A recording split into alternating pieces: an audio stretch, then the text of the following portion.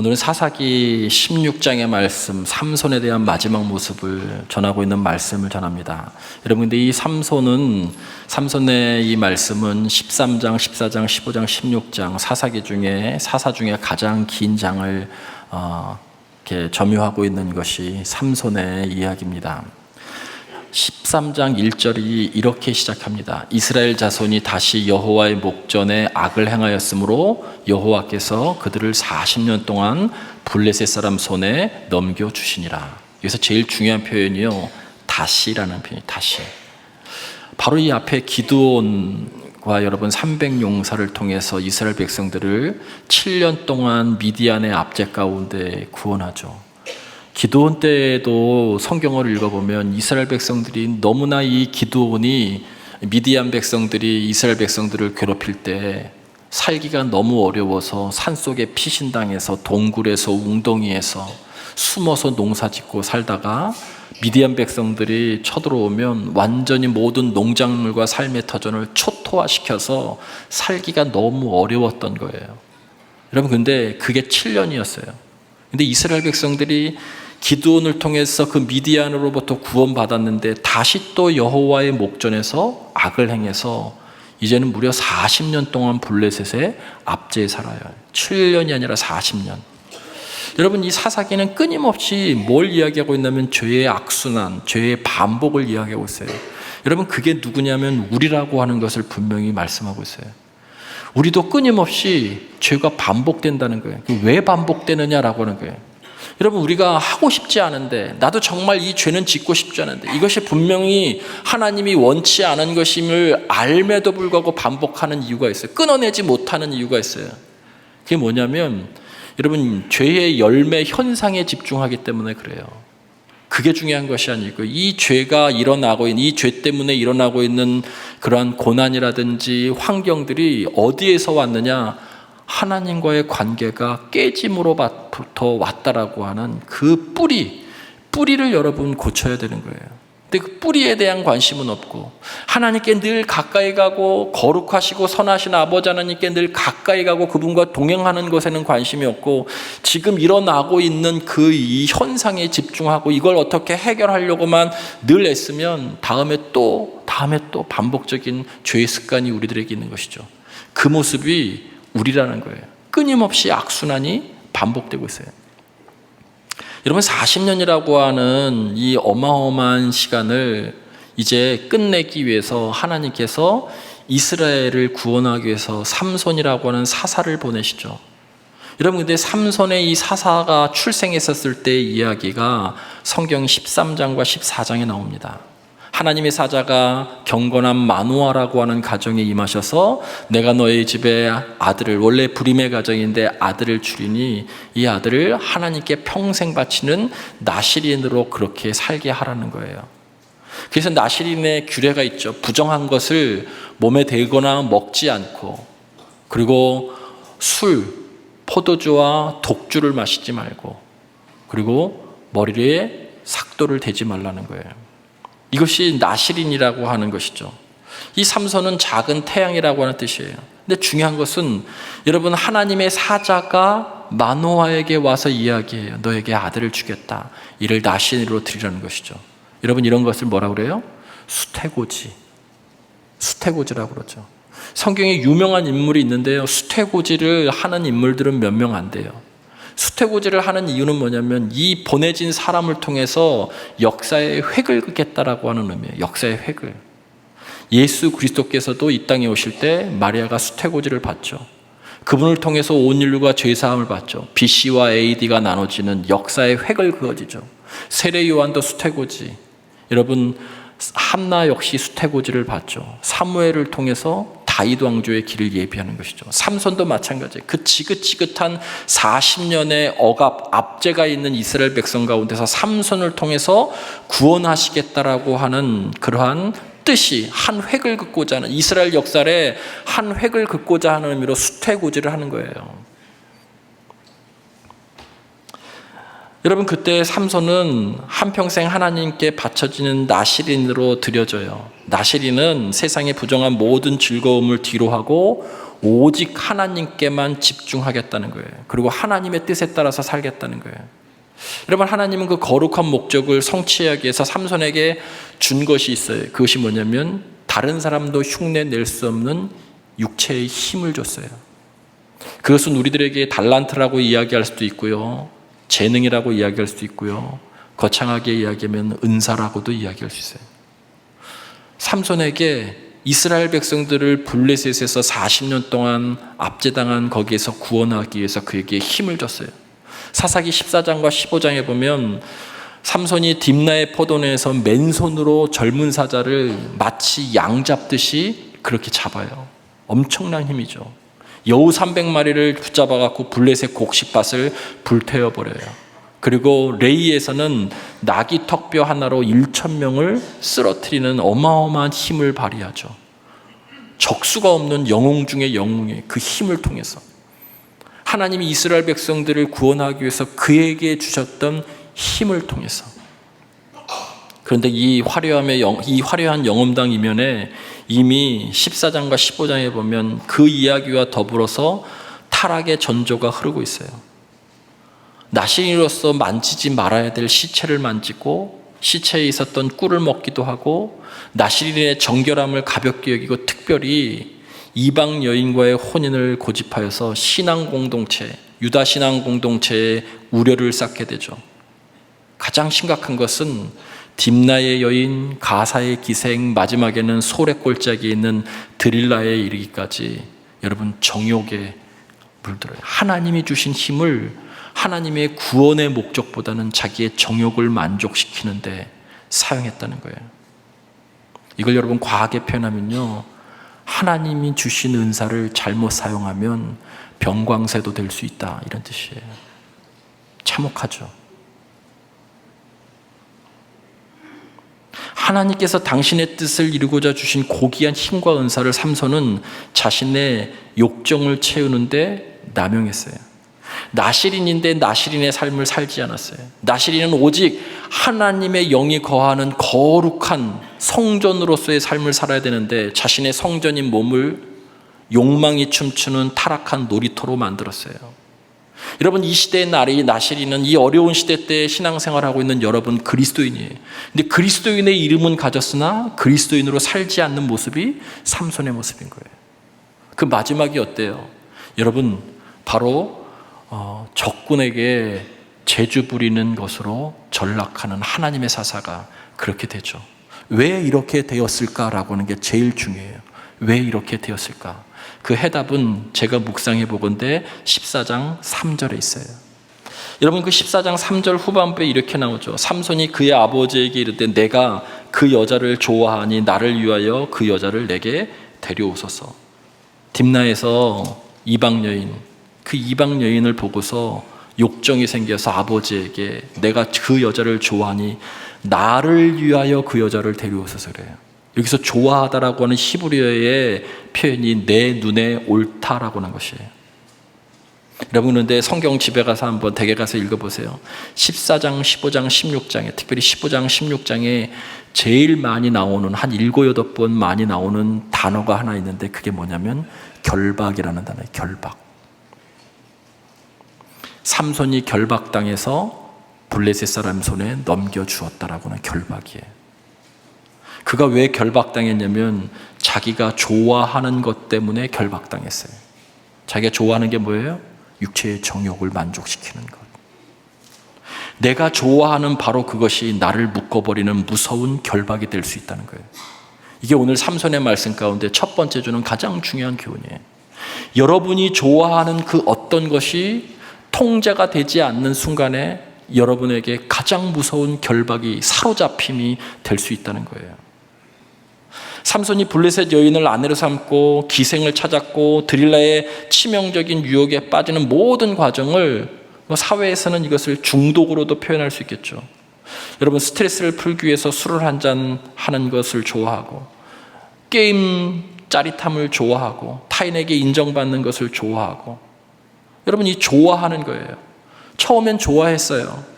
삼손도 처음에 드릴라의 여인을 좋아했죠. 그 여인을 스스로 통제할 수 있을 것 같았으나 나중에는 오히려 그 여인이 삼손을 통제하죠. 사로잡힌 거예요. 결박당한 거예요. 그래서 나실인이 하지 말아야 될 것을 다 폭로해버리죠. 왜 그랬을까? 내 좋아함에 하나님의 기준이 없었기 때문에 그래요. 내 좋아하는 것에 하나님의 기준이 없었기 때문에 그래요. 여러분, 이것을 우리의 신앙생활과 여러분이 하나님의 주의 몸된 교회를 위해서 일할 때 정말 여러분이 중요하게 생각해야 돼요. 여러분, 하나님의 일을 할 때, 교회 일을 할 때, 목회를 할 때 철저히 지키고 배워야 될 부분이 이거예요. 여러분, 교회에서 속회를 할 때, 선교의 모임을 할 때, 무슨 일을 할 때 이렇게 하잖아요. 내 눈에 오른 대로 좋아한다는 거예요. 그 얘기는 뭐냐면 좀 이렇게 보편적으로 성경하면 내 스타일대로 일하는 거예요. 내 스타일대로. 자, 이걸 조금 더 과하게 얘기하면 내 성격대로 일하는 거예요. 이런 것을 여러분 귀에 싹 들어오게 이야기하면 내 성질대로 이야기한다는 거예요. 내 성질대로. 교회는 그런 곳이 아니에요. 사회도 마찬가지고요. 여러분, 우리가 왜 갈등이 생기고 분열이 생기는지 아세요? 예수 그리스도의 목자의 심정으로 하나님의 일을 해야 되는데 내 스타일대로, 내 눈에 좋은 대로, 내가 좋아하는 대로 일을 하기 때문에 누군가는 반드시 불편하고요. 그것이 결국 교회 공동체를 결박시킬 수 있고 그 모임을 결박시킬 수 있는 거예요. 하나님의 교회에서 그런 것을 하나님의 마음으로 일하는 것을 배워서 세상에 그렇게 일하셔야 되는 거예요. 오늘 이 14장 3절에 제일 왜 삼손이 이 좋은 은사를 세상의 정욕에 썼을까? 내 좋아하는 것에 대한 통제의 기준이 없었기 때문에 그래요. 내 스타일대로, 내 성격대로, 내 성질대로 일을 하는 거죠. 모든 사람에게는 한 성격이 있잖아요. 그 성격대로 했다간 다 난리 나요. 여러분, 하나님이 주신 은사는, 하나님이 주신 달란트는 무엇으로 통제받아야 되냐면 정체성으로 통제받는 거예요. 저 하고 싶은 것, 좋아하는 것 많아요. 목회할 때도요, 제 눈에 거슬리고 제 눈에 못마땅한 거 솔직히 많아요. 이렇게 했으면 좋겠다라고 하는 거 많아요. 저도 자유롭게 옷 입고 다니고 싶은 마음이 많아요. 저 좋아하는 것이 있어요. 왜 안 하는지 아세요? 목사라고 하는 정체성 때문에 그래요. 예수님의 심정으로 접근하기 때문에 그런 거예요. 그게 답이기 때문에 그런 거예요. 그만하세요. 사람은 끝이 없는 거예요. 내 좋아하는 것에 대한 기준이 없으면, 거룩한 기준이 사라지고 절제가 결핍되는 그 순간에 그 좋아함은 우리의 영혼을 옥죄고 우리의 공동체를 묶어버리는 결박이 될 수 있다는 거예요. 내가 좋아하오니라고 하는 이 말은 하나님의 절대적인 말씀이 아니라 내 눈에 좋은 대로, 내 감정에 좋은 대로, 내 입맛에 좋은 대로 하겠다는 거예요. 그러다가 결국 어떻게 돼요?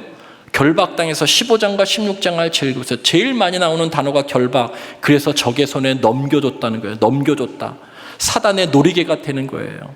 그래서 성경 말씀에 여러분 사사기 16장 오늘 본문 말씀 25절에 그들의 마음이 즐거울 때 이르되 삼손을 불러다가 우리를 위하여, 적들이에요, 제주를 부리게 하자. 그래서 제주를 부려요. 하나님이 구원의 도구로 부르셔서 큰 은사를 주었던 그가 세상의 정욕으로 그 은사를 사용했더니 사단의 놀잇감이 되는 거예요. 놀이개감이 되는 거예요. 제주를 부리는, 눈은 뽑히고.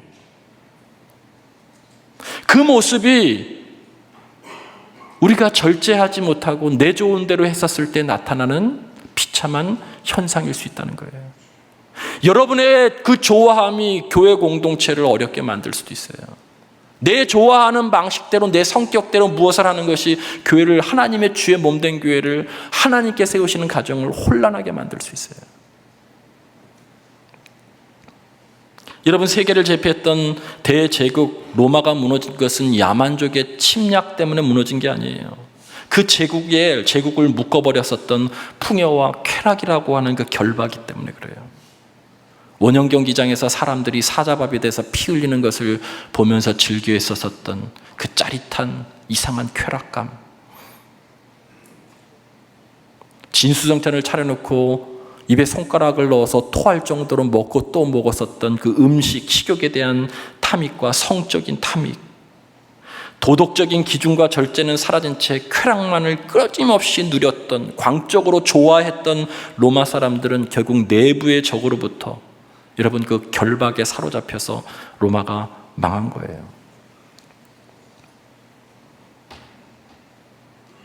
하나님을 위하여가 아니라 나를 위하여, 그들을 위하여 성경은 그렇게 표현하고 있어요. 이것이 가장 좋아하는 것에 결박당한 자의 비참한 최후인 거예요. 은사는 언제나 나실이라는 거룩한 정체성으로 통제를 받아야 되는데 그런 장치가 없어요. 그 장치가 뭐냐면 포도주를 멀리하고 시체를 가까이 하지 말고 머리를 삭도에 대지 말라는 거예요. 이것은 말 그대로 하나님께 집중하고 고정하라는 거예요. 오직 하나님께 속한 자가 되겠다라고 하는 거룩한 삶을 여러분 영적인 제어 장치와 같은 거예요. 그런데 이 정체성이 무너지니까 여러분 정욕에 빠지게 되죠. 머리카락이 잘리고 하나님의 힘이 떠나고 은사를 사용하지 못하고 눈이 뽑힌 채 짐승처럼 맷돌을 돌리고 우상의 신전인 다곤 신전 앞에서 광대가 되어서 재주를 부리는 비참한 신세가 되는 것. 우리의 모습일 수 있다는 거예요. 우리의 모습일 수. 여러분 어떤 정체성은 아까 말씀드렸던 것처럼요. 우리를 부자연스럽게도 하지만 우리를 가장 강력하게 보호해주는 힘인 거예요. 이렇게 얘기했던 우리 아들, 그 아들도 마지막 순간에는요 브레이크가 걸려요. 목사의 아들이라는 것 때문에 브레이크가 걸려요. 그 브레이크는 정체성인 거예요. 저도 브레이크가 걸려요. 끊임없이. 저도 하고 싶은 스타일과 어떤 뭐가 있어요. 옷도 자유롭게 입고 싶고 뭐가 있을 거예요. 그러나 교회 공동체의 정서에 맞지 않거나 성도들이 불편해하지면 저는 은퇴 때까지 하지 않을 거예요. 브레이크를 걸어요. 목사라고 하는 정체성 때문에. 여러분들도 그것이 걸려야 돼요. 내가 그리스도인이라고 하는 정체성 때문에. 근데 그게 안 걸리면 이미 결박당한 거예요.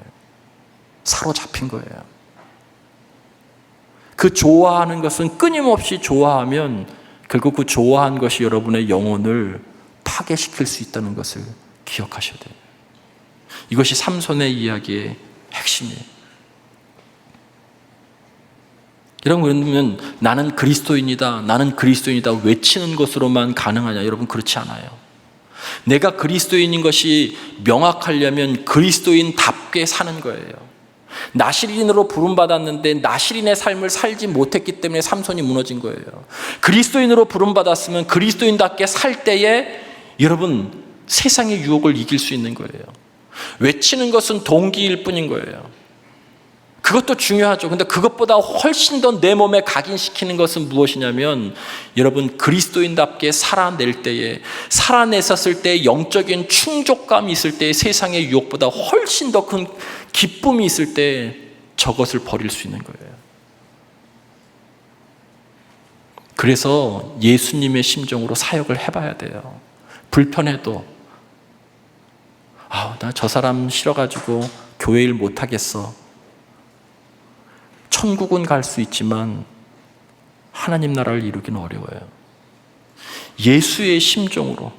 그래서 오히려 그 과정을 뚫어냄으로 통해서 여러분 하나님이 우리들에게 주시는 그 귀한 영적인 만족감을 얻을 때 내가 그리스도인이라고 하는 것을 각인하게 되는 거예요. 그때 능력이 생기는 거예요. 아무것도 하지 않고서는 그 능력은 생기지 않습니다. 여러분 오늘 성경 말씀은 결박당했던 삼손의 이야기가 그냥 그렇게 끝나지 않고요. 한 가지 희망을 줘요. 그것이 16장 22절 말씀이에요.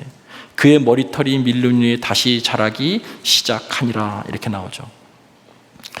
교회 학교 때부터 이걸 조금 너무 문자적으로 해석해가지고 삼손의 힘이 머리카락이라고 생각하는 사람들이 있어요. 그렇게 따지면 저는 힘이 하나도 없는 사람이에요. 여러분 지금 사로잡혀서 결박당해서 놀이객감이 된, 적들의 놀이객감이 된 이 상황 가운데 뜬금없이 16장 22절에 그의 머리털이 밀린 후에 다시 자라기 시작하니라라고 하는 것은 영적인 의미가 이 안에 담겨져 있는 거예요. 삼손의 머리카락이 자라났다는 얘기는 그가 처절한 눈이 뽑히고 맷돌을 돌리고 적들 앞에서 제주를 부리는 그 처참한 상황 가운데서 마음속에 무언가 자라나기 시작했다는 거예요. 머리털이 상징하는 것이 뭐예요? 정체성이잖아요. 삭도를 머리에 대지 말라. 그의 정체성이 그 가장 고통스러운 순간에 마음속에 자라난 거예요. 내가 어렸을 때 부모에게 들었었던 자신의 출생에 대한 이야기. 아버지 어머니가 간절히 기도해서, 여러분 성경을 잘 읽어보시면 마노아가 하나님 앞에 기도하죠. 내가 이 아이를 어떻게 양육해야 됩니까? 젊은 우리 청장년 집사님 권사님들 잘 들으세요. 성경 잘 오늘 댁에 가서 읽어보면 하나님의 사자에게 하나님 내가 이 아이를 어떻게 양육해야 합니까? 라고 기도해요. 기도. 그 부모님의 기도도 생각나고, 불임의 가정 속에 하나님께서 이스라엘의 역사의 획을 긋게끔 하기 위해서 전적인 은혜를 베풀어 주셨던, 나신이로 부름받았던 그 마음들. 근데 이 모든 것을 다 뒤로 하고 정욕대로 살아서 지금 이렇게 놀이객감이 되었던 자신의 삶을 뼈저리게 통찰하고 통곡하고 성찰하는 시간이었다는 거예요. 그 정체성, 나는 하나님께 부름받은 나실인이었구나. 그 마음이 다시 자라기 시작했다는 거예요. 그게 머리카락이 다시 자랐다는 의미예요. 하나님과의 관계성과 정체성이 회복되니까 비로소 능력이 생겼다는 거예요. 여러분이 힘들고 어렵지만 그리스도인으로 이 땅에 살아갈 때에 그때 능력이 생기는 거예요. 그 능력으로 다선신견의 두 기둥을 여러분 무너뜨림으로 그가 살아있었을 때 적들을 무너뜨렸던 그 숫자보다 훨씬 더 많은 사람들을 여러분 처단하게 되죠.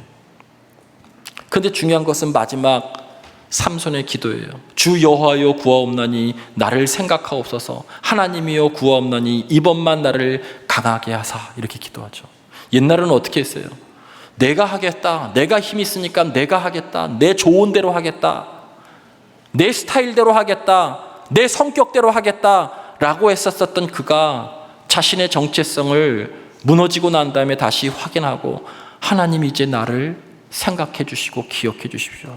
그분의 주권을 의지하는 삶을 산 거예요. 역설적이죠. 그가 가장 약해진 바로 그 순간에 삼손의 인생에 있어서 가장 강력한 기도를 드렸다는 거예요. 그가 가장 처절하고 약하고 추하고 가라앉은 그때에 그가 그의 인생에 있어서 가장 강력한 기도를 하나님 앞에 드림으로 정체성을 회복하고 블레셋을 이스라엘 백성에게 구원하는 마지막 일을 해낸 거예요. 정체성이 여러분의 힘입니다. 여러분은 누구신가요? 근데 여러분은 지금 무엇에 사로잡혀 있나요? 무엇에 결박되어 있나요? 인간은 결박된 그것을 스스로 풀 수가 없어요. 여러분, 묶인 사람이 어떻게 자기 결박된 것을 풀겠어요? 오직 누군가가 풀어줘야 되는 거예요. 그것이 전능하신 하나님이세요. 그러니 내가 좋아하는 것보다 하나님이 기뻐하시는 것을 더 뜨겁게 갈망하는 여러분이 되기를 주의 이름으로 간절히 축원을 드립니다. 나를 지금 결박하고 있는 것이 있나요? 사로잡힌 것이 있나요? 헤어나오고 싶은데 헤어나오지 못하는 무엇이 있나요? 내 아들에게, 내 딸에게, 우리 가족에게, 우리 공동체에게, 나 자신에게 무언가 결박된 것이 있다면 삼손의 기도를 드리십시오. 하나님, 내 힘으로는 할 수 없습니다. 나를 기억하시고 내게 긍휼을 베푸셔서 이 결박으로부터 나를 해방시켜 주시옵소서. 가장 비참한 실패의 자리에서도 하나님께서 이 말씀, 이 기도를 들어주셨어요. 하나님이여 이번만 나를 강하게 하사 나를 기억해 주십시오.